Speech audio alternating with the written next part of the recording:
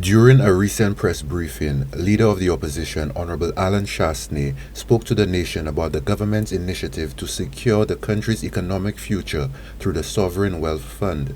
Chastanet explained that the fund, designed to offer long-term financial stability, aims to create a financial reserve that benefits both the present generation and provides a secure foundation for future ones.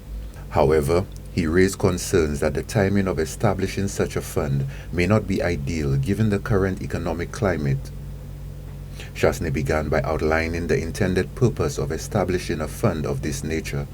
Sovereign wealth funds generally are established by countries that have surplus revenues. So we've seen a lot of the oil-rich countries, Norway, Saudi Arabia, Kuwait, etc., that put their money into a sovereign wealth fund.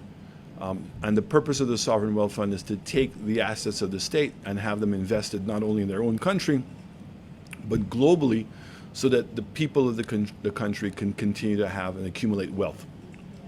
So first of all, we don't have a surplus budget here. During their time in government, the opposition had proposed a similar initiative referred to as the Economic Fund, which was to be financed by the CIP revenue. The leader of the opposition elaborated on the fund's operations, raising concerns about its management, particularly questioning the government's plan to outsource the fund's administration. Sadly for me, I've seen this proposal before, and I believe the persons who have made this proposal are the same people. When we were in government. And the intention of the managers at that time was to take the buildings that government own, land that the government owns, any properties and assets the government has, and to put them into the wealth fund.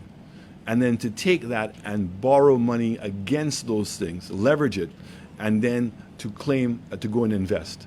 Now the manager is going to be making commissions.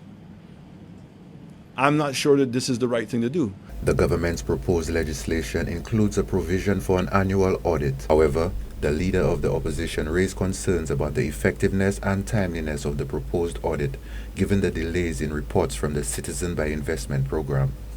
When you look at the piece of legislation and it speaks about an annual audit, well, this government has failed dismally in meeting its obligations on annual audits. Look at the CIP. The last report was a year late, and that's with a 6-month reprieve. The current report is already 4 months late with the 6-month reprieve.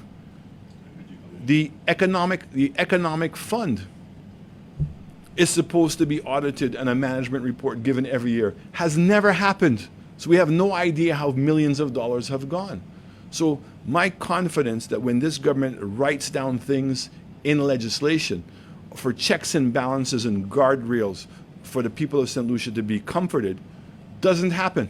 Although the leader of the opposition raised concerns about the management and reporting mechanisms of the proposed Sovereign Wealth Fund, including issues with outsourcing its administration and the timely delivery of audits, the potential benefits of such a fund cannot be ignored. If successfully implemented, the fund has the potential to provide St. Lucia with long-term financial stability, creating a reserve that could safeguard the country's economic future. As the debate continues, the government will likely focus on reassuring the public that the fund will be managed effectively and transparently, prioritizing both short-term oversight and long-term security for the nation.